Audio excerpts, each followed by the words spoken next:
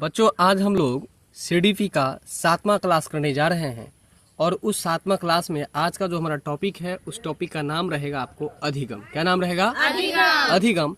देखिए, अधिगम को अंग्रेजी में हम लोग लर्निंग कहते हैं। अधिगम को अंग्रेजी में क्या कहते हैं? लर्निंग कहते हैं।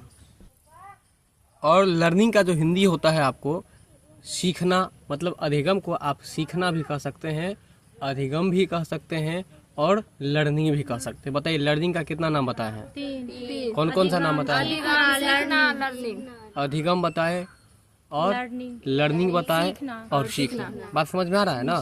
चलिए, तो अधिगम का जो अर्थ होता है वो आपको सीखना होता है। ये बात आपको हम पहले बता ही दिए है ना। लर्निंग का अर्थ क्या होता है? सीखना। अब यदि कहीं चर्चा हो कि अधिगम किसे कहते हैं तो आप याद रखिएगा ना, तो बताइए कि एक बार अधिगम का अर्थ क्या होता है? सीखना। सीखना। अधिगम का अर्थ क्या होता है? सीखना। सीखना।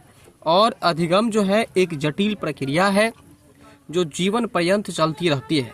अगर आपसे पूछे कि अधिगम जो है कैसी प्रक्रिया है और यह कब तक चलती है, तो आप बोलिएगा कि यह जीवन पर्यंत चलती है और यह एक जटिल है। जटिल का मतलब कठिन है। जटिल का मतलब कठिन है। कहने का मतलब यह है कि जब आप ए और B C D, A B C D कुछ भी नहीं जान रहे थे तो आप धीरे धीरे ए बी सी डी सीखे। फिर ए बी सी डी के बाद आप जो है सो अंग्रेजी में अ आ सीखे। फिर उसके बाद जो है आपको जब अल्फ़ाबेट का नॉलेज हो गया, आपको 12 खड़ी का नॉलेज हो गया, इसके बाद फिर आप छोटा छोटा नाम सीखने लगे, है ना। और आज फिर आप बड़ा बड़ा सेंटेंस को बना लेते हैं, बोल लेते हैं। तो आप खुद सोच करके देखिए कि अगर ये सिंपल प्रक्रिया होता, अगर ये सरल प्रक्रिया होता तो एक ही बार आप सबका नाम ही सीख जाते अंग्रेजी में। लेकिन क्या आप एक ही बार सबका नाम अंग्रेजी में लिखना डायरेक्ट सीख गए? नहीं सीखे। तो पहले क्या सीखे? पहले ABCD सीखे। फिर इसके बाद ABCD से आप अंग्रेजी में अ को लिखना सीखे। फिर इसके बाद 1-2 वर्ड लिखना सीखे, 1-2 लेटर वाला वर्ड सीखे। फिर आपको 4-5 लेटर वाला वर्ड सीखे। इस तरह से फिर अभी जो है आप सेंटेंस बनाना भी सीख गए और बोल रहे हैं। कहने का मतलब अधिगम जो है वह कोई सिंपल प्रक्रिया नहीं है, कोई सरल प्रक्रिया नहीं है, यह एक जटिल प्रक्रिया है और यह जीवन पर्यंत चलने वाली प्रक्रिया है। कहने का मतलब अधिगम अर्थात सीखना, और सीखने की प्रक्रिया कब तक चलती है? जीवन पर्यंत। यानी कि इंसान जब तक जिंदा रहता है तब तक अपनी जिंदगी में कुछ न कुछ हमेशा सीखता ही रहता है। कुछ न कुछ हमेशा सीखता ही रहता है। बात समझ रहे हैं ना? तो इस लाइन का अर्थ यही था। आगे है कि अधिगम के द्वारा हम कुछ ज्ञान अर्जित करते हैं या जिसके द्वारा हमारे व्यवहार में परिवर्तन होता है। कहने का मतलब यह है कि अधिगम में भी अधिगम आप किसको कहेंगे? बहुत बड़ा पॉइंट है यहाँ पर कि अधिगम भी हम, अब जैसे कि हम आपको बताते हैं कि अधिगम हम किसको कहेंगे। भागवत कथा या कोई भी कथा सुनने के लिए बहुत सारे लोग इकट्ठा होते हैं और सुनते हैं। लेकिन भागवत कथा जो व्यास सुनाते हैं तो वो बोलते रहते हैं कि आपको भागवत कथा में बैठने से या सुनने से कोई ज़्यादा फायदा नहीं है। इसका फायदा कब होगा? जब उसमें कही गई बातों को आप अपने जीवन में उतारते हैं, आप अपनी दैनिक क्रिया में पालन करते हैं, आप अपने जीवन की गतिविधि में पालन करते हैं, अपनाते हैं, तब जाकर के वो भागवत कथा सुनने का फायदा होगा। वही बात अधिगम में बता रहा है कि अधिगम कब कहा जाएगा, मतलब कि कोई भी चीज़ आप सीखे ये कब कहा जाएगा? तो जब आपके पहले वाले व्यवहार में और अभी वाले व्यवहार में, इस दोनों वाले व्यवहार में कुछ न कुछ परिवर्तन देखने को मिलेगा, तब समझे कि आपके अंदर क्या हुआ? अधिगम हुआ। बात को समझे कि नहीं समझे? बताइए। जैसे मान के चलिए कि एक छोटा सा बच्चा है, 2 से 20 तक का पढ़ाना उसको नहीं आ रहा था और आप उसको सिखाने के लिए किसी अच्छे कोचिंग में या किसी स्कूल में दाखिला दिलवा दिए, मतलब एडमिशन करवा दिए। बात समझ में आ रहा है? और फिर 15 दिन के बाद या 20 दिन के बाद या कुछ समय के बाद आप उसका टेस्ट लिए कि इसको 2 से 20 तक का पढ़ाना आया कि नहीं आया। और जब आप देखे उसका टेस्ट लिए तो आप देखे कि उसको जिस तरह से पहले 2 से 20 तक नहीं आ रहा था उस तरह से अभी भी नहीं आ रहा है, तो क्या उसको अधिगम हुआ? नहीं हुआ। क्या उसको लर्निंग हुआ? नहीं हुआ। क्या वह सीख पाया? नहीं सीख पाया। तो इसीलिए कहा गया है आपको कि अधिगम भी हम कब कहेंगे? जब व्यवहार में परिवर्तन होगा तब कहेंगे। बात समझ में आया? व्यवहार किसे कहते हैं? आप जो कुछ भी करते हैं उसे ही हम व्यवहार कहते हैं। मतलब अभी आप जैसे पढ़ रहे हैं तो ये भी आपका एक व्यवहार ही हुआ। व्यवहार का मतलब समझिए कार्य, व्यवहार का मतलब कार्य, जो आप करते हैं वो आपका व्यवहार है। जैसे किसी को आप कह सकते हैं कि उसका व्यवहार ठीक नहीं है, इसका मतलब उसका कार्य ठीक नहीं है। बात समझ में आ रहा है ना? तो बताइए कि अधिगम किसे कहते हैं, बताइए अब अधिगम के बारे में आप लोग। तो आपको हम एक बार पुनः अधिगम के बारे में बता देते हैं कि आप बताएंगे कि देखिए अधिगम को अंग्रेजी में लर्निंग कहते हैं, अधिगम का हिंदी सीखना होता है।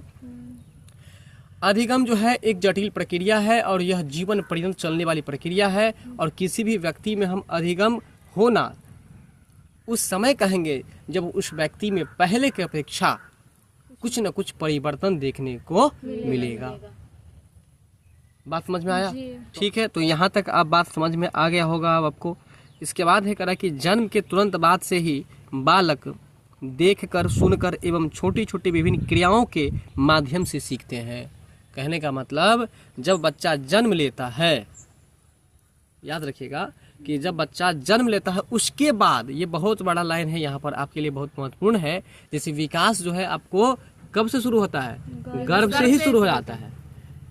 उसी तरह से याद रखिएगा कि अधिगम जो होता है वो गर्भ से शुरू नहीं होता है।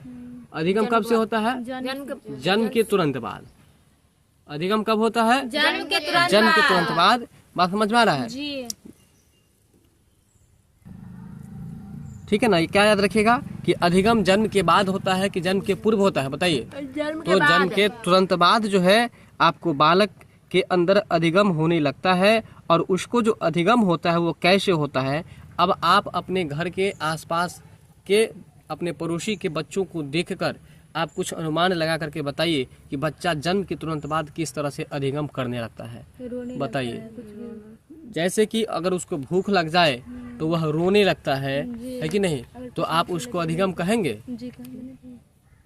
सर वो अपने माध्यम से बताना चाहता है। देखिए हम बता रहे हैं, जब वो रोता है तब जब आप उसको दुलार प्यार करते हैं तो वह बच्चा चुप हो जाता है, हंसने लगता है। लेकिन वहीं पर आप जब उसको डांटते हैं तो वह रोने लगता है। तो कहने का मतलब वहाँ पर अधिगम, उसको क्या चीज का अधिगम है? उसे प्रेम का, उसे स्नेह का अधिगम है कि नहीं? अब मान के चलिए कि बच्चा जब छोटा है वह जो है सो आपको सांप के बारे में जानता नहीं, उसके सामने सांप आ गया, वो बच्चे को देखेगा सांप को ही पकड़ने के लिए जाता है। गर्म तेल है, गर्म तेल में भी वो हाथ डालने के लिए जाता है। बात समझ में आ रहा है कि ना आ रहा है? तो कहने का मतलब ये है कि अभी उसको इस चीज़ की जानकारी नहीं है कि वो तेल में जब हम हाथ डालेंगे या सांप को पकड़ेंगे तो हमको सांप काट लेगा या तेल में हम जल जाएंगे, इसकी जानकारी नहीं है। लेकिन वही बच्चा अगर उस गर्म तेल में हाथ को डाल देता है, जब उसका हाथ जल जाएगा तो वहाँ से उसको अधिगम होना शुरू हो जाएगा कि अगर इसमें हम तेल में हाथ डालेंगे तो हमको हाथ जल जाएगा और फिर दोबारा वो उसमें हाथ डालने का प्रयास नहीं करेगा। तो अब यहाँ बताइए, आपके तेल में जब वो छूने का प्रयास किया, एक बार नहीं छूने का प्रयास किया, तो यहाँ पर अधिगम किस रूप में प्राप्त हुआ है? उसको देखकर, सुनकर, करके ना। तो वही बात यहाँ पर बता रहा था आपको कि जन्म के तुरंत बाद बालक देखकर, सुनकर और छोटी छोटी विभिन्न क्रियाओं के माध्यम से सीखता है। तो यहाँ पर वो न सुनकर सीखा है न देखकर सीखा है, वह क्रियाओं को करके सीखा, यानी कि क्रियाओं के माध्यम से वो सीखा है। क्रिया मतलब किसी काम को करके सीखा है। बात यहाँ तक क्लियर हो गया? ठीक है यहाँ तक। इसके बाद जो है आप एक छोटा सा आप पिल्ला को ले लीजिए, कुत्ता को ले लीजिए। जब आप छोटा सा कुत्ता लाते हैं घर में तो आप उसे पालते हैं और उसको बुलाते हैं टॉमी, है ना? टॉमी बोल करके बुलाते हैं और उसको आप खाने के लिए, जैसे कि जो भी उसका बर्तन आता है उसको आप लाते हैं तभी वो खाता है। अब उसको जब तक नहीं बुलाते तब तक वो नहीं खाता है। अब जैसे उसको खाने के लिए बर्तन सामने में रखते हैं तो उसको अधिगम इसको हो जाता है कि इसका मतलब हमको खाने के लिए बुलाया जा रहा है। बात समझ में आ रहा है? ठीक उसी तरह से बच्चे को जब आप, है ना, जिस वातावरण में रखते हैं, आप पहले से सुनते आ रहे हैं कि बच्चे को आप जैसा वातावरण दीजिएगा वह जैसा देखेगा और जैसा सुनेगा वह भी वैसा ही सीखता है। तो ये भी बात आपको अब स्पष्ट हो गया होगा कि बच्चे जन्म के तुरंत बाद जो है अधिगम कैसे प्राप्त करता है। तो अब आप मुझे बता दीजिए फटाफट से कि कैसे प्राप्त करता है। देखकर, सुनकर, देखकर और सुनकर तो आपको पहले से ही पता था कि जैसा आप वातावरण दीजिएगा तो वातावरण दीजिएगा तो देखेगा भी ना भाई, वो सुनेगा भी ना, तो सुनेगा तो सीखेगा, यानी कि अधिगम होगा। तो देखकर और सुनकर तो पहले से पता ही था, साथ में क्रिया करके भी सीखता है। ये भी आज आप समझ में आ गया होगा, आप सीख गए होंगे। ठीक है, तो बताइए आपकी बच्चों में अधिगम कैसे अर्जन होता है या प्राप्त होता है? देख कर सुनकर और क्रिया कब से शुरू होता है ये? जन्म के तुरंत बाद से। कैसी प्रक्रिया है ये? जटिल प्रक्रिया जीवन पर्यंत चलने वाली किसी भी बच्चों में अधिगम हम कब तक कहेंगे कि हुआ? जब उसके व्यवहार में परिवर्तन होगा तब उसको कहेंगे अधिगम होगा। यानी कि पहले के व्यवहार में और वर्तमान के व्यवहार में जब परिवर्तन देखने को मिलेगा तब हम कहेंगे कि बच्चे में अधिगम हुआ। जैसे कि आम भाषा में लोग, जब आप कोई भी काम कर रहे होते हैं और जब वो काम आप अपने बड़े आदमी के दिशा निर्देश में कर रहे होते हैं, लेकिन कभी कभी बड़े आदमी आप पर गुस्सा हो जाते हैं, आपको कहते हैं कि तुम यही पढ़ा है, क्या बोलता है? तुम यही पढ़े हो। ये बोलने से क्या स्पष्ट हो रहा है? ये बोलने से स्पष्ट हो रहा है कि आप वो चीज पढ़े तो, लेकिन आपके व्यवहार में परिवर्तन नहीं देखने को उस व्यक्ति को मिला, इस वजह से आपको क्या बोला कि तुम यही पढ़े हो, कि तुमको ये भी करना नहीं आता है। पढ़ के क्या किए तुम? यही पढ़े हो तुम। बोलता है कि नहीं बोलता है? बात पकड़े कि नहीं पकड़े आप? तो वही बात है, ऐसा व्यक्ति क्यों बोलता है? क्योंकि आप पढ़ाई तो किए लेकिन आपके व्यवहार में परिवर्तन नहीं हुआ, इस वजह से आपको ये बात बोला। क्लियर है यहाँ तक कि नहीं है? चलिए आगे है कि अधिगम व्यक्तित्व के सर्वांगीण विकास में सही सहायक होता है। सही बात है। अगर मान के चलिए बच्चे को आप नहीं सिखाएंगे, बोलना नहीं सिखाएंगे, आपको उसको उठना बैठना नहीं सिखाएंगे, है कि नहीं, तो वह उसका विकास होगा कि नहीं होगा? नहीं होगा। जब आप उसको नॉलेज देंगे तभी तो उसका सभी क्षेत्रों का विकास होगा, सभी विकास के सभी आयामों का विकास होगा। तो विकास का कौन कौन सा आयाम बताइए? शारीरिक विकास, मानसिक विकास, क्रियात्मक विकास, संवेगात्मक विकास, भाषाई विकास। तो ये जितना विकास आप देख रहे हैं, ये सारा विकास किस पर टिका हुआ है? अधिगम पर टिका हुआ है। जब आप उसको लर्निंग नहीं करवाएंगे, जब आप उसको अधिगम नहीं करवाएंगे, तो उसका विकास संभव है? संभव नहीं है। तो इसलिए कहा गया है, यहाँ पर लाइन बता रहा है कि अधिगम जो है व्यक्तित्व के सर्वांगीण विकास में सहायक है। मतलब अधिगम एक ऐसा पॉइंट है, एक ऐसा शब्द है जो अधिगम के बिना कभी भी विकास नहीं हो सकता है। बात समझ में आ रहा है ना? यानी कि विकास करवाने के लिए, विकास करने के लिए, है ना, कहाँ पर आपको जाना होगा? अधिगम के पास जाना होगा। जब आप अधिगम के पास नहीं जाएंगे तो विकास आपके पास दौड़ करके आने वाला नहीं है। बात को पकड़े कि नहीं पकड़े? चलिए फिर आगे है कि इसके द्वारा मतलब अधिगम के द्वारा जीवन के लक्ष्यों को प्राप्त करने में सहायता मिलती है। सही बात है। आप जब अधिगम नहीं करेंगे, आप अभी पढ़ने के लिए आए हैं, अगर आप नहीं पढ़ेंगे तो क्या आप एग्जाम पास करेंगे? जब आप एग्जाम नहीं पास करेंगे तो क्या आपके लक्ष्य की प्राप्ति होगी? आपके मन में अभी कुछ न कुछ लालसा होगा, कुछ न कुछ लक्ष्य होगा कि हम पढ़ेंगे, पढ़ लिख करके हम नौकरी करेंगे, पैसा कमाएंगे, है ना, घर बनाएंगे, बहुत सारा लक्ष्य होगा आपके अंदर। तो क्या आपका लक्ष्य लर्निंग के बिना पूरा हो जाएगा? नहीं होगा। तो यहाँ पर वही बात बता रहा था कि अधिगम के द्वारा जीवन के लक्ष्यों को प्राप्त करने में सहायता मिलती है। बात समझ में आ रहा है? बात समझ रहे हैं? चलिए इसके बाद है कि अधिगम के बाद व्यक्ति स्वयं और दुनिया को समझने की योग्य भी हो जाता है। जब आप बच्चे को नॉलेज देंगे तो वह खुद भी अपने आप को समझने लगता है कि हम गलत हैं या हम कहाँ सही है, कहाँ मुझे क्या करना चाहिए, है कि नहीं, और कहाँ दूसरे व्यक्ति को भी क्या करना चाहिए। इस बात की जानकारी बच्चों को हो जाती है ना। मतलब इस लायक बन जाता है वो कि वह अच्छे बुरे का ज्ञान, सही बुरे का ज्ञान, है ना, वो खुद में भी समझने लगता है और दूसरे व्यक्ति में भी समझने लगता है। बात समझ रहे हैं कि नहीं समझ रहे हैं? ठीक है। तो वही बात बता रहा है कि अधिगम के बाद व्यक्ति स्वयं और दुनिया को समझने की योग्य हो जाता है। तो पहले आप लोग ये बताइए कि अधिगम जो है व्यक्ति के सर्वांगीण विकास में सहायक है या नहीं है? इसके द्वारा लक्ष्यों को प्राप्त करने में सहायता मिलती है कि नहीं मिलती है? मिलती है। ठीक है। यहाँ तक अधिगम के बाद व्यक्ति जो है स्वयं में भी और दुनिया को समझने में भी योग्य बन जाता है। चलिए अब आपका अगला पॉइंट जो है उसको भी जरा हम लोग क्लियर करते हैं। अब आगे है आपका, यदि छात्र किसी विषय वस्तु के ज्ञान के आधार पर कुछ परिवर्तन करने एवं उत्पादन करने में सक्षम हो गया। कह रहा है कि यदि कोई छात्र है जो विषय वस्तु के ज्ञान के आधार पर कुछ परिवर्तन करने और उत्पादन करने में सक्षम हो गया तो उसके सीखने की प्रक्रिया को अधिगम कहा जाएगा। अब बात देखिए, बात मेरा स्पष्ट हो गया है, ये बात आपको पहले ही कह चुके हैं हम, लेकिन अब यहाँ पर उसका स्पष्टीकरण हो रहा है। जरा लाइन पर ध्यान दीजिएगा। कह रहा है कि यदि छात्र अपने विषय वस्तु के ज्ञान के आधार पर, मतलब जैसे कि साइंस के बारे में कुछ ऐसा टॉपिक आप ले लीजिए, है ना, जैसे साबुन बनाने की प्रक्रिया बच्चे को क्लास में सिखाया गया, उसके विज्ञान की किताब में पढ़ाया गया, और बच्चे उस ज्ञान को घर पर आकर के करने का प्रयास किया। बात समझ में आ रहा है? तो और वह कर लिया, तो इसका मतलब है कि उसको अधिगम प्राप्त हुआ। वही बात यहाँ पर बता रहा है कि यदि छात्र किसी विषय वस्तु के ज्ञान के आधार पर कुछ परिवर्तन करने एवं उत्पादन करने में सक्षम हो गया, तो यहाँ पर क्या उत्पादन किया बच्चा? साबुन का उत्पादन किया। मतलब उत्पादन करना मतलब बनाना, साबुन को बना दिया। बात समझ में आ रहा है? तो इसका मतलब है कि सीखने की प्रक्रिया जो है, सीखने की प्रक्रिया के क्रम में उसको अधिगम कहा जा सकता है। बात क्लियर हुआ कि नहीं क्लियर हुआ? चलिए आगे है।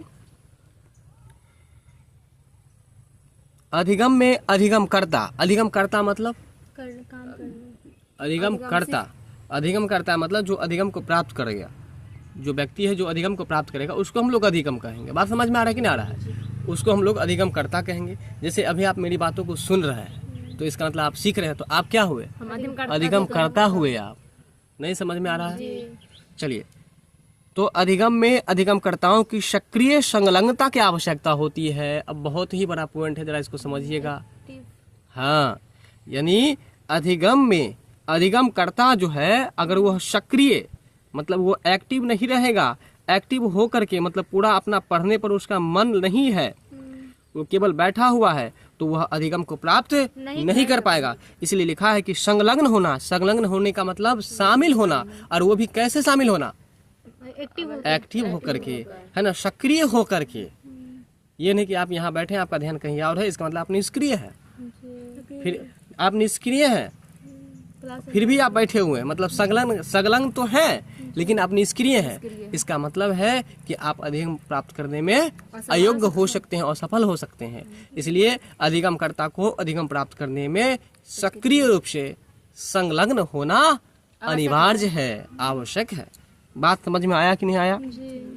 आगे है कि सार्थक अधिगम ठोस चीजों एवं मानसिक द्योतकों को प्रस्तुत करने और उन्हें बदलाव लाने की उत्प्रेरक प्रक्रिया है। कहने का मतलब कि सार्थक अधिगम हम कब कहेंगे? एक होता है सार्थक और एक होता है इसका विपरीत निरर्थक। तो सार्थक मतलब जो सही हो, मतलब सही ज्ञान हम कब कहेंगे, सही अधिगम कब कहेंगे? यही बात पहले ही वाला बात यहाँ पर बोलना है। तो जब किसी भी व्यक्ति में व्यवहार में परिवर्तन देखेंगे या उसके कार्य करने के तरीकों में परिवर्तन देखेंगे, तो इसका मतलब समझेंगे कि उसको अधिगम हो गया। वही बात है कि सार्थक अधिगम ठोस चीजों और मानसिक द्योतकों को प्रस्तुत करने और उन्हें बदलाव लाने की उत्पादक प्रक्रिया है, न कि जानकारी एकत्रित कर उसे रटने की प्रक्रिया है। कहने का मतलब यह है कि यदि आप किसी चीज को क्या करते हैं, रटते हैं, तो क्या उसको अधिगम कहा जाएगा? नहीं कहा जाएगा। आप रट करके एग्जाम दे दिए, एग्जाम दे करके आप पास भी हो गए, मान लीजिए आप बिहार टॉप भी कर गए, लेकिन आप जो चीज पढ़े हैं, जो चीज रटे हैं, अगर आपको कोई काम करने के लिए दे दिए उससे संबंधित, आप वो करके नहीं दिखाए, इसका मतलब आप उसको सार्थक अधिगम नहीं कहेंगे। सार्थक अधिगम का सीधा सीधा समझिए कि अधिगम उसको माना ही नहीं गया है। सीढ़ी पे सीधा कहता है कि रटना कोई भी अधिगम के अंतर्गत नहीं आता है, मतलब रटना अधिगम नहीं है, समझना अधिगम है। समझने को अधिगम कहा गया है, रटना अधिगम नहीं है। बात समझ रहे हैं ना आप लोग? समझ रहे हैं, तो इसका मतलब आप में अधिगम हो रहा है। नहीं, अगर आप रट रहे हैं इसका मतलब आप में अधिगम नहीं हो रहा है। बात समझ रहे हैं? चलिए, अब जो है आपका कि अधिगम के संदर्भ में विद्वानों द्वारा कुछ परिभाषाएं भी इस प्रकार से दी गई है। मतलब अधिगम के बारे में जो जानकारी इकट्ठा की अभी आप हमसे, वो तो कर ही लिए, लेकिन इसके अलावा कुछ विद्वान जो है अधिगम का परिभाषा भी दिए हैं। और क्या परिभाषा दी है इसको भी जरा आप लोग ध्यान से देखिए। तो जैसे कि गेट्स के अनुसार है, मतलब गेट्स एक वैज्ञानिक थे और उनके अनुसार से जो अधिगम का परिभाषा दिया गया है, क्या दिया गया है इसको जरा आप लोग देख लीजिए। परिभाषाएं क्या है? अनुभव द्वारा व्यवहार में रूपांतर लाना ही अधिगम है। अब देखिए, हम आपको पहले भी बताए थे और अभी भी बता रहे हैं, कुछ परिभाषाएं ऐसी होती है जो आपके एग्जाम में हूबहू रहने का आपको चांसेस रहता है। तो इसलिए हम उस परिभाषा पर विशेष रूप से फोकस कर देते हैं और उसी क्रम में ये जो गेट्स के अनुसार जो अधिगम की परिभाषा दी गई है यह भी पूछने का बहुत ही ज़्यादा चांसेज है। इसलिए आप इस लाइन को याद कर लीजिए, तो रटिएगा एक बार मेरे साथ साथ। अनुभव द्वारा व्यवहार में रूपांतर लाना, बोलिएगा, अनुभव द्वारा व्यवहार में रूपांतर लाना ही अधिगम कहलाता है। पहले हम जितना बताए उससे आगे क्यों गए आप? अनुभव द्वारा व्यवहार में रूपांतर लाना, बोलिएगा, अनुभव द्वारा व्यवहार में रूपांतर लाना। फिर से बोलिए, अनुभव द्वारा व्यवहार में रूपांतर लाना। बिना देखे बोलिए, अनुभव द्वारा व्यवहार में रूपांतर लाना।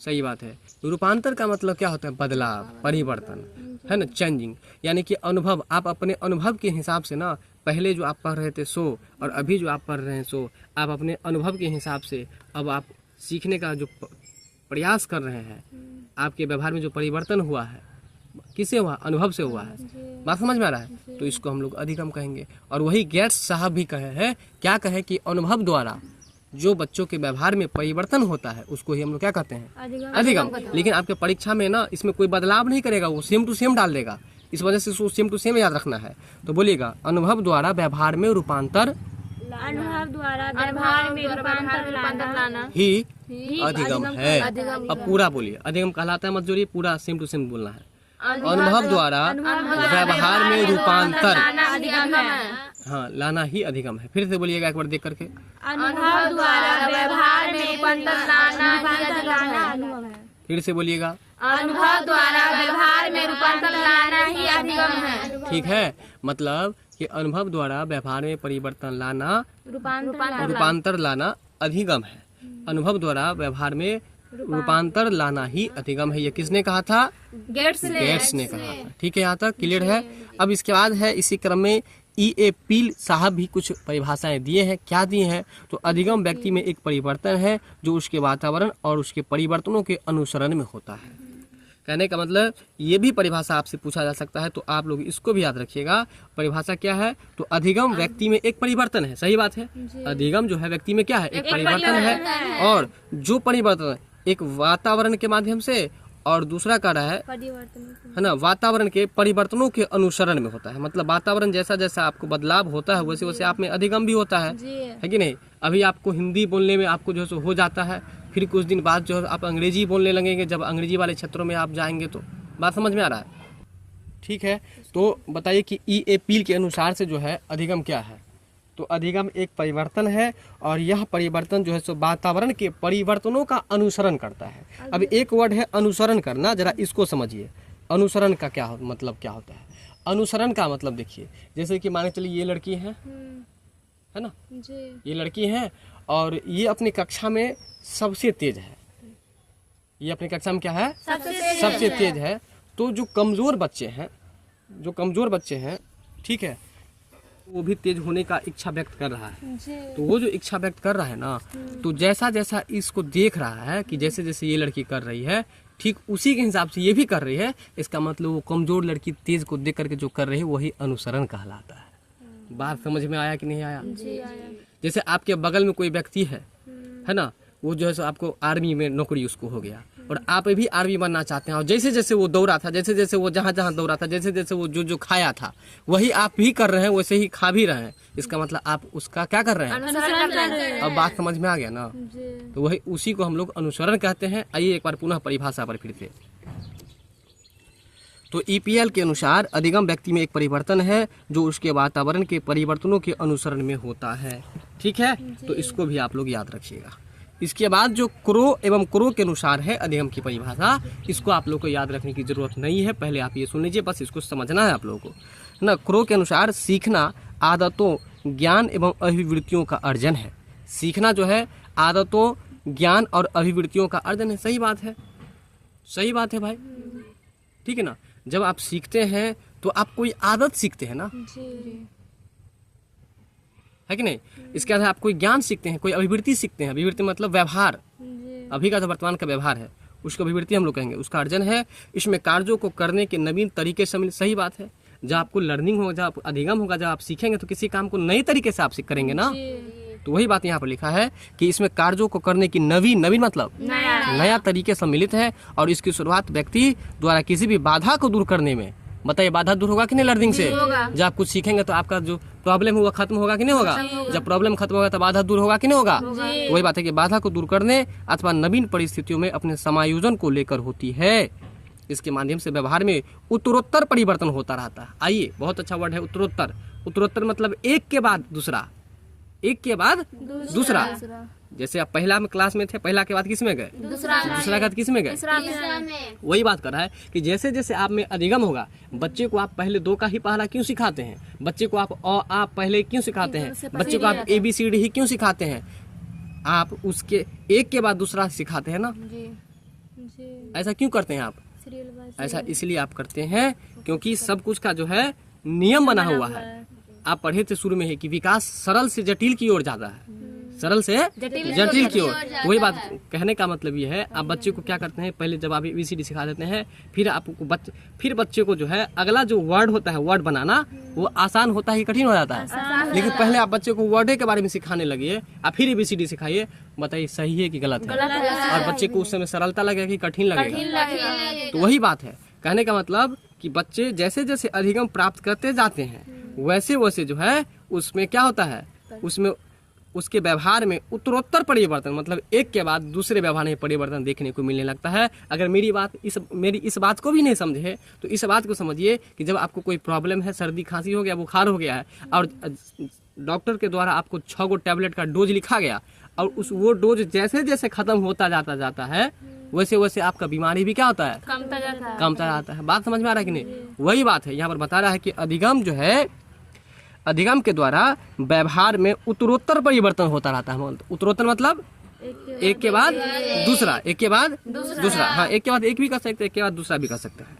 यह व्यक्ति अपने अभिप्राय और लक्ष्य को पाने में समर्थ बनाती है। मतलब अधिगम के द्वारा जो एक के बाद दूसरा परिवर्तन हुआ, और जब धीरे धीरे परिवर्तन हुआ तो परिवर्तन के बाद फिर आपका जो लक्ष्य है वो आपको पूरा होना तो एकदम निश्चित ही है ना। नहीं समझ में आ रहा है मेरी बात? मेरी बात समझ में नहीं आ रहा है? तो कुरो एवं कुरो के अनुसार जो परिभाषा है ये भी आप लोग समझ ही गए हैं, और कुछ वर्ड के बारे में जो आपको बताते हैं उसको नोट किया कीजिएगा आप लोग, ठीक है। आइए,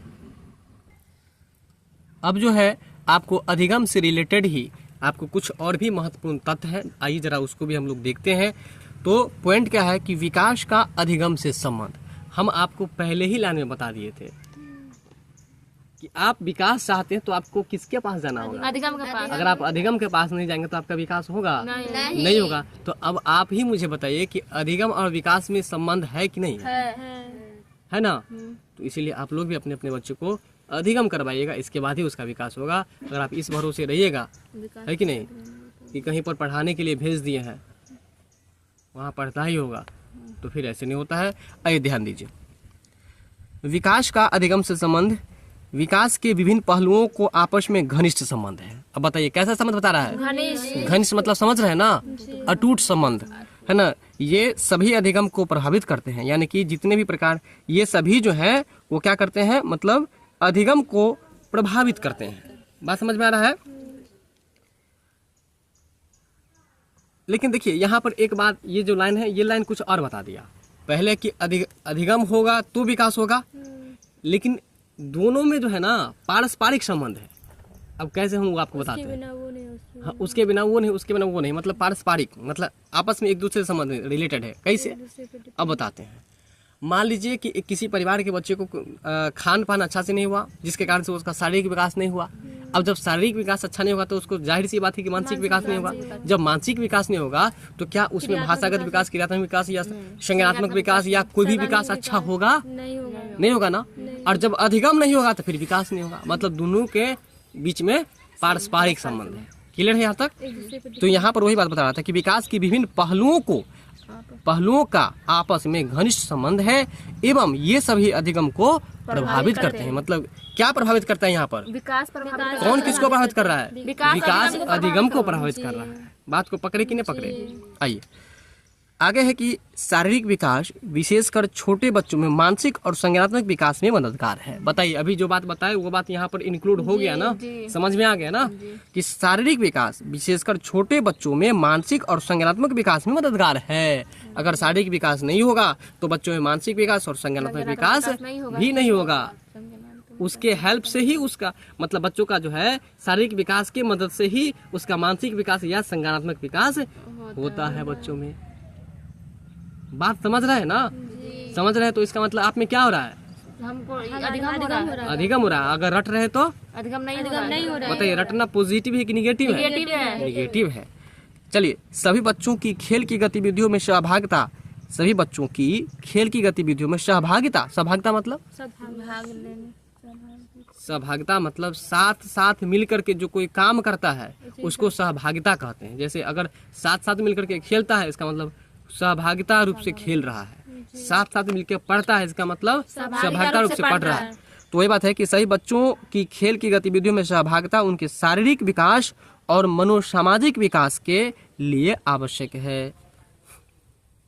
सभी बच्चों की खेल गतिविधियों में सहभागिता, अगर सभी बच्चे मिलकर के खेल गतिविधि में मतलब खेल, देखिए इसका मतलब ये हुआ कि अगर बच्चा खेल खेल रहा है और उस खेल में सभी मिल करके खेल रहा है तो खेल उसके खेलने से किसका विकास होगा बताइए आप? उसके खेलने से पहला तो शारीरिक विकास हो ही रहा है, लेकिन शारीरिक विकास के अलावा उसमें सामाजिक विकास भी होगा ना। सामाजिक विकास होगा कि नहीं? अरे भाई सामाजिकता उनके अंदर आएगा ना। सामाजिकता मतलब कि सहयोग की भावना बच्चों में आती है कि नहीं आती है? जब वो खेलता है, खेलने के दरमियान यदि किसी को चोट लग जाए तो दूसरा उसको उठाने के लिए जाता है कि नहीं जाता है? और खेल खेल के माध्यम से वो सहायता की भावना सीखता है कि नहीं सीखता है? तो जब सहायता सीख गया मतलब सामाजिकता सीख गया ना। तो बताइए कि जब बच्चा सामूहिक रूप से खेल रहा था तो उसके माध्यम से क्या क्या सीखा? एक तो शारीरिक विकास हुआ और दूसरा मनोसामाजिक विकास हुआ। बात को पकड़े कि नहीं पकड़े? ध्यान दीजिए भाई, अभी ध्यान नहीं देंगे तो फिर एक तो समय कम है, ऊपर से जो है सो अधिक से अधिक पढ़ना है और समझ के पढ़ना है, ठीक है ना। तो खेलों की गतिविधियों में सहभागिता होने से क्या क्या विकास हुआ है? शारीरिक विकास हुआ है और दूसरा मनोसामाजिक विकास हुआ है। मानसिक और भाषाई विकास, ठीक है, मानसिक और भाषाई विकास सामाजिक विकास और अधिगम को प्रत्यक्ष रूप से प्रभावित करते हैं। अब इस लाइन में जरा गौर कीजिए, मानसिक और भाषाई विकास सामाजिक विकास एवं अधिगम को प्रत्यक्ष रूप से प्रभावित करते हैं। यहाँ पर जो ये लाइन है इसमें एक वर्ड गलत है ना। तो देखिए यहाँ एवं लिखा हुआ है, इस एवं को हम कट कर दिए हैं और यही एवं हम यहाँ पर लगा दिए हैं और तब जाकर के आप पढ़ के देखिए, मानसिक और भाषाई विकास एवं सामाजिक विकास अधिगम को प्रत्यक्ष रूप से प्रभावित करते हैं। यहाँ पर ये एवं लगाने के बाद इसका सार्थक अर्थ निकल रहा है और इसका मतलब ये हुआ, यदि किसी बालक का मानसिक विकास हुआ है, यदि किसी बालक का भाषाई विकास हुआ है या फिर सामाजिक विकास हुआ है तो उनके लर्निंग को प्रभावित करेगा, उनके अधिगम को प्रभावित करेगा, है ना। ये बात यहाँ पर आपको बता रहा था जो कि आपके परीक्षा के लिए भी महत्वपूर्ण है। मानसिक विकास, भाषाई विकास एवं सामाजिक विकास अधिगम को प्रत्यक्ष रूप से प्रभावित करते हैं, इसको याद रखिएगा। विकास एवं अधिगम एक ऐसी प्रक्रिया है जिसके द्वारा बालकों में उन सिद्धांतों का विकास होता है जो बच्चों को प्राकृतिक और सामाजिक दुनिया के बारे में समझ विकसित करने की योग बनाती है। कहने का मतलब विकास और अधिगम जो है एक ऐसी प्रक्रिया है जिसके द्वारा बालकों में उन सिद्धांतों का विकास होता है, ऐसे सिद्धांत का विकास होता है जो बच्चों को प्राकृतिक और सामाजिक दुनिया के बारे में समझने के योग्य बनाते हैं। बात समझे? विकास और अधिगम एक ऐसी प्रक्रिया है जिसके माध्यम से बच्चे किसके बारे में? प्रकृति के बारे में और अपने सामाजिक दुनिया के बारे में, मतलब दिन दुनिया के बारे में और प्रकृति के बारे में जो वो सीखता है, वो जो जानता है, वो किसके माध्यम से? विकास और अधिगम के माध्यम से। बात पकड़े? विकास और अधिगम के माध्यम से वह प्रकृति के बारे में भी जानता है और वह समाज के बारे में भी वह जानता है। इसमें दूसरों के साथ अपने रिश्ते के संबंध, अब देखिए जब भी संबंध बन रहा है मतलब कौन सा विकास हुआ? सामाजिक विकास हुआ, ठीक है ना। जब ये संबंध बना एक दूसरे से, कौन सा विकास? सामाजिक विकास। एक दूसरे को सहायता किया तो कौन सा विकास? सामाजिक विकास। जब ये एक दूसरे से मतलब आपस में मिल रहा है तो समझ लीजिए वहाँ पर सामाजिक विकास की भावना है वहाँ पर, ठीक है। तो कड़ा कि इसमें दूसरों के साथ अपने रिश्ते के संबंध के विभिन्न सिद्धांत भी सम्मिलित है जिनके आधार पर उन्हें यह पता चलता है कि चीजें जैसी है वैसी क्यों है, कारण और कारक के बीच क्या संबंध है और कार्य और निर्णय लेने का क्या आधार है, ठीक है। इसमें जितना भी महत्वपूर्ण लाइन है उस पर विशेष रूप से फोकस कर रहे हैं, जो महत्वपूर्ण नहीं है उसको छोड़ देना। और आपको तो पता ही है कि जो आपके परीक्षा के लिए अत्यंत महत्वपूर्ण होगा उसके बारे में हम आपको अंतिम में लाइनिंग करके बता देंगे कि ये सब आपके परीक्षा के लिए महत्वपूर्ण है। चलिए आगे है अर्थ निकालना। अमूर्त सोच, अमूर्त सोच को अंग्रेजी में हम लोग एब्स्ट्रैक्ट थॉट कहते हैं। एब्स्ट्रैक्ट थॉट कहते हैं, है ना। अर्थ निकालना, अमूर्त सोच की क्षमता विकसित करना, विवेचन और कार्य अधिगम की प्रक्रिया के सर्वाधिक महत्वपूर्ण है कि नहीं पहलू हैं। दृष्टिकोण, भावनाएं और आदर्श संज्ञानात्मक विकास के अभिन्न हिस्से हैं। दृष्टिकोण, भावनाएं, आदर्श संज्ञानात्मक विकास के अभिन्न हिस्से हैं। अभिन्न का मतलब क्या होता है बताइए आप लोग। अभिन्न का मतलब जिसको आप अलग नहीं कर सकते हैं। बात समझ में आ रहा है? अभिन्न का मतलब हाँ, अभिन्न हिस्से हैं। भाषा विकास, मानसिक चित्रण, अवधारणा और तार्किकता से इनका गहरा संबंध है। बच्चे व्यक्तिगत स्तर पर दूसरों से भी विभिन्न तरीकों से सीखते हैं। बच्चे जो है आपको दूसरों से भी विभिन्न तरीकों से सीखता है कि नहीं सीखता है ना। कैसे सीखता है बताइए। जैसे कि खेल के माध्यम से सीखता है। चलिए, बच्चे व्यक्तिगत स्तर पर दूसरों से विभिन्न तरीकों से सीखते हैं। अनुभव के माध्यम से सीखते हैं। कैसे सीखते हैं? अनुभव के माध्यम से सीखते हैं। स्वयं चीजें करने और स्वयं बनाने से सीखते हैं, है ना। प्रयोग करने से सीखते हैं।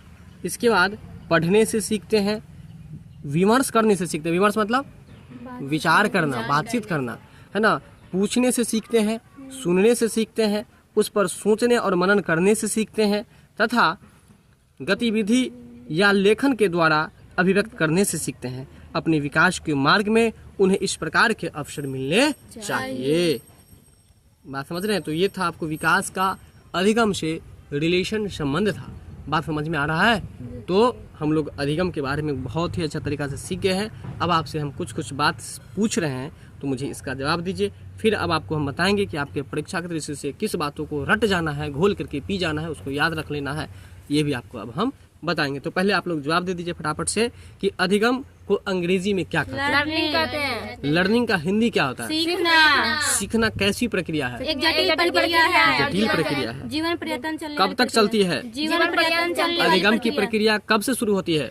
जन्म के तुरंत बाद से। जन्म के तुरंत बाद शुरू होती है। सही बात है। अच्छा, बच्चा जब जन्म लेता है तो जन्म लेने के बाद वह उनमें अधिगम कैसे कैसे होता है? देख कर होता है, सुनकर होता है और क्रिया करके सीखता है। नहीं, चलिए बहुत अच्छा। अच्छा, सार्थक अधिगम कब कहेंगे? बच्चों के व्यवहार में पहले की अपेक्षा जो परिवर्तन दिखेगा तब उसको हम सार्थक अधिगम कहेंगे। बात समझ रहे हैं?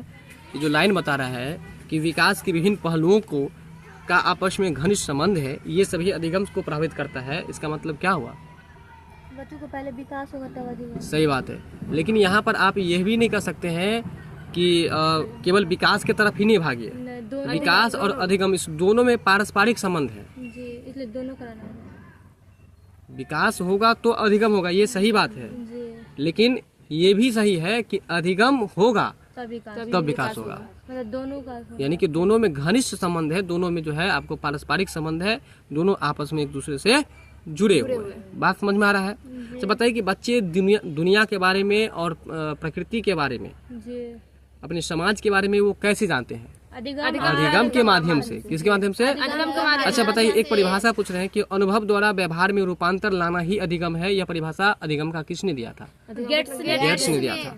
अधिगम व्यक्ति में एक परिवर्तन है जो उसके वातावरण, है ना, के परिवर्तनों के अनुसरण में होता है। यह परिभाषा किसने दिया है बताइए आप लोग? E.A. पील ने दिया। किसने दिया है? E.A. पील ने दिया। इसके बाद जो है परीक्षा की दृष्टि से जो महत्वपूर्ण है इसको भी जरा आप लोग देख लीजिए। और हम पहले ही बता दिए हैं कि जिस लाइन पर हम कलरफुल कर दिए हैं उस लाइन को परीक्षा की दृष्टि से समझ करके याद करना है। और उससे पहले हम एक बार और बताते हैं। देखिए, याद करने की चर्चा हम बार बार हर वीडियो में करते हैं। याद करने का मतलब ये नहीं कि आप उसको रट करके हनुमान चालीसा के जैसे याद कर लीजिए। कहने का मतलब यह है कि लाइन को समझ करके और उसको अपने मन में अर्थ निकालिए कि इस लाइन का अर्थ क्या हुआ, हम उसे ही याद करना कहते हैं। ठीक है ना? क्योंकि line by line her line को याद रखना संभव नहीं है। कहीं भी पॉसिबिलिटी किसी भी हाल में नहीं बनता है। तो इसलिए हर लाइन को आप क्या कीजिए, पढ़िए और पढ़ने के बाद समझ लीजिए कि इसका अर्थ क्या हो रहा है। अपने मन में इसका अर्थ निकाल लीजिए। इसे ही हम याद करना कहते हैं। ठीक है, तो आइए जानिए कि परीक्षा की दृष्टि से आपका कौन कौन सा लाइन आपके लिए अति महत्वपूर्ण है। अधिगम जिसे अंग्रेजी में लर्निंग कहते हैं, इसका अर्थ होता है सीखना। आप सबसे पहले इस लाइन को यहां से लेकर यहां तक याद रखिएगा। अधिगम का अर्थ होता है सीखना, ठीक है ना। अधिगम का क्या अर्थ होता है? सीखना होता है। इस लाइन को पहले याद रखिएगा। इसके बाद है अधिगम एक जटिल प्रक्रिया है जो जीवन पर्यंत चलती है, जिसके द्वारा हम कुछ ज्ञान अर्जित करते हैं या जिसके द्वारा हम व्यवहार में परिवर्तन भी करते हैं। तो सबसे पहले अब जो है ये लाइन तो आपको बता ही चुके हैं। दूसरा यहां से शुरू कीजिएगा। अधिगम एक जटिल प्रक्रिया है जो जीवन पर्यंत चलती रहती है, यहां तक इसको याद कर लीजिएगा। जिसके द्वारा हम कुछ ज्ञान अर्जित करते हैं या जिसके द्वारा हमारे व्यवहार में परिवर्तन होता है। कहने का मतलब यहाँ जो है ना, जिसके द्वारा, तो आप यहाँ पर जिसके द्वारा को हटा करके आप वहां पर लगा दीजिए कि अधिगम के द्वारा। किसके द्वारा? अधिगम के द्वारा, ठीक है। तो अधिगम के द्वारा हम कुछ ज्ञान अर्जित करते हैं। अधिगम का मतलब लर्निंग, मतलब सीखना। जब हम कुछ सीखते हैं तो उसके द्वारा हम लोग ज्ञान अर्जित करते हैं, ये तो बिल्कुल सही बात है। या जिसके द्वारा हमारे व्यवहार में परिवर्तन होता है, मतलब यहाँ पर इसको ऐसे याद रखिएगा कि अधिगम के द्वारा हम ज्ञान अर्जित करते हैं एवं इसके द्वारा हमारे व्यवहार में भी क्या होता है? परिवर्तन होता है। यहाँ तक याद रखिएगा, ठीक है। यहाँ से लेकर के यहाँ तक आगे है। जन्म के तुरंत बाद से ही बालक देखकर, सुनकर एवं छोटी छोटी विभिन्न क्रियाओं के माध्यम से सीखते हैं। यहाँ से लेकर के, जन्म से लेकर के और सीखते हैं, यहाँ तक आप याद कीजिएगा। देखिए हम ये बार बार जो आपको बताते हैं कि यहां से यहां तक ऐसा क्यों करते हैं, हम पार्ट वाइज कर देते हैं ताकि आपको याद करने में, समझने में सुविधाजनक हो, ठीक है ना। इसलिए हम पार्ट वाइज आपको बता देते हैं कि आप यहां से पहले शुरू कीजिएगा और यहां पर आप खत्म कीजिएगा, ठीक है। और उसको पहले समझिएगा फिर आगे चलिएगा। तो यहां तक खत्म हो गया। इसके बाद है कि अधिगम व्यक्तित्व के सर्वांगीण विकास में सहायक होता है ना। यहां से लेकर के यहां तक आप पहले याद कर लीजिएगा। फिर है इसके द्वारा, मतलब अधिगम के द्वारा जीवन के लक्ष्यों को प्राप्त करने में सहायता मिलती है। यहां से याद कीजिएगा, अधिगम के द्वारा जीवन के लक्ष्यों को प्राप्त करने में सहायता मिलती है। अधिगम के बाद व्यक्ति स्वयं और दुनिया को भी समझने के योग्य हो जाता है। तो यहां से हम ये यहां से याद करेंगे कि अधिगम के बाद व्यक्ति स्वयं, मतलब खुद को और दुनिया को भी समझने के लायक हो जाता है, ठीक है। यहां से यहां अलग याद कीजिएगा। इसके बाद जो है, यदि छात्र किसी विषय वस्तु के ज्ञान के आधार पर कुछ परिवर्तन करने एवं उत्पादन करने में सक्षम हो गया तो उसके सीखने की प्रक्रिया को हम अधिगम कहेंगे। ये बहुत ही महत्वपूर्ण लाइन है और बहुत ही अच्छा लाइन भी है कि यदि छात्र जो है अपने ज्ञान के आधार पर कुछ बदलाव कर लिए या उसे उत्पादन करने में सक्षम हो गए तो इसका मतलब है कि सीखने की जो प्रक्रिया थी वो अधिगम के रूप में तब्दील हो चुकी है। बात समझ में आ रहा है ना। यानी कि यहां से शुरू कीजिएगा और यहां तक याद रखिएगा। कहां से? यदि छात्र किसी विषय वस्तु के ज्ञान के आधार पर कुछ परिवर्तन करने एवं उत्पादन करने में सक्षम हो गया तो उसके सीखने की प्रक्रिया को अधिगम कहा जाएगा। आप यहां तक याद रखिएगा। इसके बाद है अधिगम में अधिगमकर्ताओं की सक्रिय संलग्नता की आवश्यकता होती है। अब यहां से लेकर के अधिगम में अधिगमकर्ताओं की सक्रिय संलग्नता की आवश्यकता होती है, यहां तक अलग याद कीजिएगा। फिर इसके बाद है कि सार्थक अधिगम ठोस चीजों एवं मानसिक द्योतों को प्रस्तुत करने और उनमें बदलाव लाने की उत्पादक क्रिया है। मतलब सार्थक अधिगम कब कहेंगे? जब हकीकत में आपके व्यवहार में परिवर्तन हो जाए। इस बात पर बहुत ज्यादा चर्चा हम कर चुके हैं। अभी तो मुझे बस इतना बताना है कि कौन सा लाइन याद करना है। तो सार्थक अधिगम ठोस चीजों एवं मानसिक द्योतकों को प्रस्तुत करने में और उनमें बदलाव लाने की उत्पादक प्रक्रिया है, न कि जानकारी एकत्रित कर उसे रटने की प्रक्रिया। मतलब यह रटने की प्रक्रिया नहीं है। आप कोई भी चीज जब सीखते हैं तो सीखने के बाद आपके व्यवहार में यदि परिवर्तन हो गया या आप किसी चीज को उत्पादन करना सीख गए तो इसका मतलब है कि वो अधिगम है। लेकिन किसी चीज को रट करके आप एक परीक्षा में पास कर गए तो इसको सार्थक अधिगम नहीं कहा जाएगा, ठीक है। तो आप सार्थक से शुरू कीजिएगा और प्रक्रिया पर जाकर के खत्म कीजिए, फिर आगे चलिएगा। आइए, इसके बाद है गेट्स के अनुसार जो परिभाषा दिया गया है अधिगम का, इसको पहले ही बता चुके थे हम कि इसको आप रट लीजिएगा। इसको एकदम रट लीजिएगा, बिल्कुल इसको कंठस्थीकरण कर लीजिएगा। इसमें समझने की कोई बात नहीं है, समझने के तो हम समझा ही दिए थे, लेकिन इसको आप कंठस्थीकरण कर लीजिएगा। परीक्षा में हूबहू इस तरह से परिभाषा मिल सकता है आपको। ई ए पील के अनुसार जो है इनका जो ये परिभाषा है इसको भी आप पूरा रट लीजिएगा। फिर क्रो एवं क्रो के अनुसार जो है सीखना आदतों, ज्ञान एवं अभिवृत्तियों का अर्जन है। इसमें कार्यों को करके नवीन तरीके सम्मिलित है। इसकी शुरुआत व्यक्ति द्वारा किसी भी बाधा को दूर करने अथवा नवीन परिस्थितियों में अपने समायोजन को लेकर होती है। इसके माध्यम से व्यवहार में उत्तरोत्तर परिवर्तन होता रहता है। यह व्यक्ति को अपने अभिप्राय अथवा लक्ष्य को पाने में समर्थ बनाती है। कुरो एवं कुरो के अनुसार जो अधिगम की परिभाषा दी गई है, इसको याद नहीं करना है, बस समझ करके आगे बढ़ जाना है। इसके बाद है आपको विकास का अधिगम से संबंध। विकास के विभिन्न पहलुओं का आपस में घनिष्ठ संबंध है एवं ये सभी अधिगम को प्रभावित करते हैं। मतलब अधिगम के जितने भी पहलू हैं वो अधिगम को प्रभावित करते हैं। जैसे हम पीछे क्लास में पढ़ाए थे आपको कि वृद्धि एवं विकास के प्रभावित करने वाले घटक के बारे में, है ना, तो या कारक के बारे में। तो जितने भी कारक हैं सब वृद्धि और विकास को प्रभावित करते हैं ना, ठीक उसी तरह से अधिगम के जितने पहलू हैं उनको प्रभावित करते हैं। तो ये भी याद रखिएगा कि विकास के विभिन्न पहलुओं का आपस में घनिष्ठ संबंध है एवं ये सभी अधिगम को प्रभावित करते हैं। यहां से लेकर के यहां तक आपको याद रखना है। फिर आगे है शारीरिक विकास, विशेषकर छोटे बच्चों में मानसिक और संज्ञानात्मक विकास में मददगार है। यहां से लेकर के इसको यहां तक याद रखिएगा। सभी बच्चों की खेलों की गतिविधियों में सहभागिता उनके शारीरिक और मनोसामाजिक विकास के लिए आवश्यक है। यहां तक याद रखिएगा। आगे है मानसिक और भाषाई विकास, सामाजिक विकास अधिगम को प्रत्यक्ष रूप से प्रभावित करते हैं। मतलब मानसिक विकास, भाषाई विकास, है ना, सामाजिक विकास एवं अधिगम को प्रत्यक्ष रूप से प्रभावित करते हैं। यह लाइन आपको याद रखने की जरूरत नहीं है। विकास एवं अधिगम एक ऐसी प्रक्रिया है जिसके द्वारा बालकों में उन सिद्धांतों का विकास होता है जो बच्चे को प्राकृतिक और सामाजिक दुनिया के बारे में समझ विकसित करने योग्य बनाती है। इसमें दूसरों के साथ अपने रिश्ते के संबंध और विभिन्न सिद्धांत में सम्मिलित है जिनके आधार पर उन्हें यह पता चलता है कि चीजें कैसी है, जैसी है वैसी क्यों है, कारण और काल के बीच में क्या संबंध है और कार्य तथा निर्णय लेने का क्या आधार है। यहां से लेकर के यहां तक जो आप देखे हैं, इसको अगर आप केवल समझ लेते हैं तो आपका काम चल जाएगा, याद करने की कोई भी जरूरत नहीं है। फिर आगे है अर्थ निकालना, अमूर्त सोच, एब्स्ट्रैक्ट थॉट की क्षमता विकसित करना, विवेचन करना, कार्य करना अधिगम की प्रक्रिया के सर्वाधिक महत्वपूर्ण पहलू है। तो अब देखिए अधिगम का ये एक पहलू है। अर्थ यदि किसी चीज का हम निकालते हैं, है ना, अमूर्त सोच मतलब जो वस्तु आपके सामने नहीं है फिर भी आप उसके बारे में सोच रहे हैं, उसको कहाता है अमूर्त सोच, है ना। विवेचना करना, जैसे आप किसी क्वेश्चन के बारे में असहयोग आंदोलन है या वृद्धि के बारे में हम विवेचना करते हैं, है ना, वर्णन करते हैं। तो आप जो वर्णन करते हैं, विवेचना करते हैं, वो सब क्या है, तो यह अधिगम का एक पहलू है। और अभी जस्ट पढ़े थे कि अधिगम के जितने भी पहलू हैं सबका आपस में घनिष्ठ संबंध है और सब जो है एक दूसरे को, सब अधिगम को क्या करता है, प्रभावित करता है। तो अर्थ निकालना से लेकर के आप यहां तक याद कर लीजिएगा। फिर आगे दृष्टिकोण, भावनाएं और आदर्श संज्ञानात्मक विकास के अभिन्न हिस्से हैं। अभिन्न का मतलब जिसको आप अलग नहीं कर सकते हैं। कहने का मतलब यह है, संज्ञानात्मक के बारे में तो समझ ही रहे हैं, संज्ञान का मतलब सूझबूझ होता है कि नहीं। तो आपका सूझबूझ कैसा है यह आपके भावना से पता चल सकता है, आपके नजरिया से पता चलता है।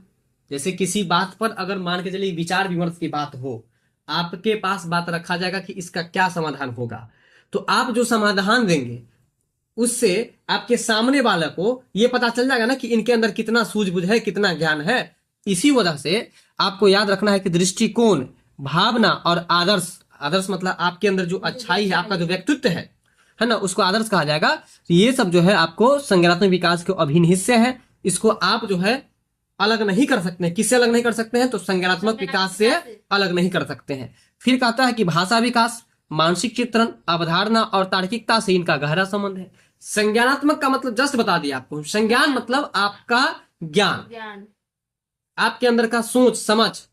तो आपका सोच समझ कैसा है ये आप जो बोलेंगे, अपने वाणी से जो भाषा निकालेंगे, सामने वाला को पता चल जाता है ना कि ये किस लेवल का आदमी है, इसका सोच समझ कैसा है। बताइए सही बात है कि नहीं सही बात है।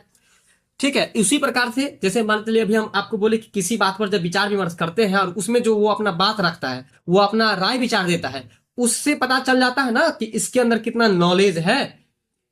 फिर आप जब किसी चीज के बारे में विस्तार से वर्णन करते हैं या किसी चीज पर तर्क लगाते हैं, तो इससे आपके संज्ञान का पता चल जाता है। तो वही बात बता रहे हैं कि भाषा विकास, मानसिक चित्रण मतलब जब आप अपने मन से, जब आप अपने सोच से किसी चीज के बारे में वर्णन करते हैं, उसी को कहता है चित्रण करना। मतलब चित्रण करना, वर्णन करना, व्याख्या करना सब बराबर है।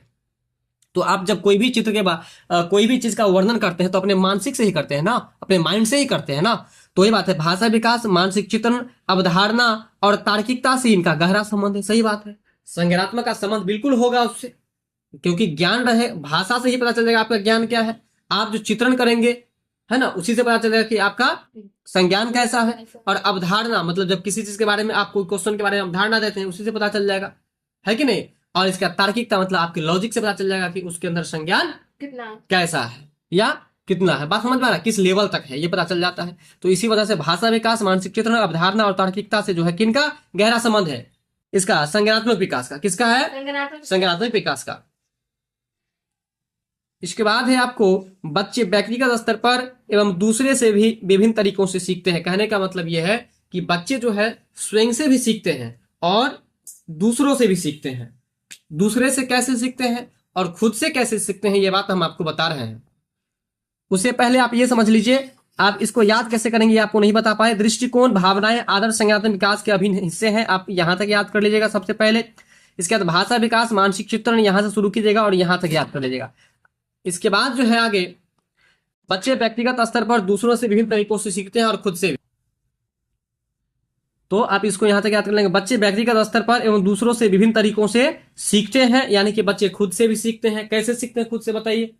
जब वह किसी काम को करते हैं तो वो सीखते हैं कि नहीं सीखते हैं? मतलब करके सीखते हैं। Learning by doing, learning by doing मतलब किसी काम को करके भी वो सीख जाते हैं, तो इसका मतलब स्वयं से वो सीख जाते हैं। फिर अगर आपके सामने कोई व्यक्ति कोई काम कर रहा है तो आप उसको देख करके सीख जाते हैं। कोई कुछ बोल रहा है, आप उसको सुन करके सीख जाते हैं, है कि नहीं। किसी से को आप लिख करके सीख जाते हैं। तो ये है आपको दूसरों से सीखने का तरीका। तो अनुभव के माध्यम से सीखते हैं, स्वयं चीजें करके सीखते हैं, स्वयं बना करके सीखते हैं, प्रयोग करने से सीखते हैं, पढ़ने से सीखते हैं, विचार विमर्श करने से सीखते हैं, पूछने से सीखते हैं, सुनने से सीखते हैं और उस पर सोचने एवं मनन करने से सीखते हैं तथा गतिविधि या लेखन के द्वारा अभिव्यक्त करने से सीखते हैं। तो यहाँ पर आप इसको कैसे याद करेंगे, बच्चे व्यक्तिगत स्तर पर एवं दूसरों से विभिन्न तरीकों से सीखते हैं। यहां से यहां तक पहले आप याद कीजिएगा। और अगर कोई पूछे कि कैसे सीखते हैं भाई, तो इसको कैसे याद रखिएगा कि अनुभव के माध्यम से, स्वयं चीजें करने से, स्वयं बनाने से, प्रयोग करने से, पढ़ने से, विमर्श करने से, पूछने से, सुनने से और उस पर सोचने एवं मनन करने से सीखते हैं। इसके साथ में गतिविधि करने से, गतिविधि मतलब एक्टिविटी जिसको कहते हैं, या लेखन के द्वारा अभिव्यक्त करने से सीखते हैं। तो आप जो है यहां पर क्या कीजिएगा, यहां से यहां तक तो याद कर ही लीजिएगा। इसके बाद आप याद रखिएगा कि बच्चे व्यक्तिगत स्तर पर यानी कि खुद से और दूसरों से जो सीखते हैं वो किन किन क्रियाओं के द्वारा सीखते हैं। तो ये सभी क्रियाएं हैं। आप ये सोचिएगा, उस समय अर्थ निकालने में ये बात अपने मन में सोचिएगा कि कैसे सीखते हैं। तो आप बोलिएगा अपने मन में ही कि अनुभव के माध्यम से सीखते हैं, स्वयं चीजें करने से सीखते हैं, स्वयं बनाने से सीखते हैं एवं प्रकार से आप यहां तक बोलिएगा, ठीक है ना। इसके बाद है कि अपने विकास के मार्ग में उन्हें इस प्रकार के अवसर मिलने चाहिए। कहने का मतलब यह है कि जब इतने गतिविधि से सीखते हैं तो हमें बच्चे को इन सारी चीजों को करने का अवसर देना चाहिए। जैसे कि स्वयं करके सीखते हैं तो हमको कोई भी काम ऐसा भी देना चाहिए बच्चे को जो खुद से वो करे, ताकि जब खुद से करेगा ना तो वो उस चीज को क्या करेगा, सीख सकेगा, है ना। किसी चीजों पर हम विचार विमर्श करके, पूछ करके भी उसे हम सिखा सकते हैं। इसके साथ जो है वह आपको सुनकर, पढ़कर और सोच करके भी वह सीखता है, ठीक है ना। तो आप यहां तक जो है से याद कर लीजिएगा। और ये जो लाइन है, अपने विकास के मार्ग में उन्हें इस प्रकार के अवसर मिलना चाहिए, ये आपको परीक्षा की दृष्टि से महत्वपूर्ण नहीं है, बस समझने के है। यहां से लेकर के, अपने से लेकर के यहां तक याद करने की जरूरत नहीं है, ठीक है। बात समझ गए। उम्मीद करते हैं कि आपको अधिगम और विकास का अधिगम से क्या संबंध है, इन सारी बातों को बहुत ही अच्छा तरीका से हम समझाने का प्रयास किया। वीडियो पसंद आए तो लाइक शेयर सब्सक्राइब जरूर कीजिएगा। मिलते हैं अगली वीडियो में, तब तक के लिए बहुत बहुत धन्यवाद।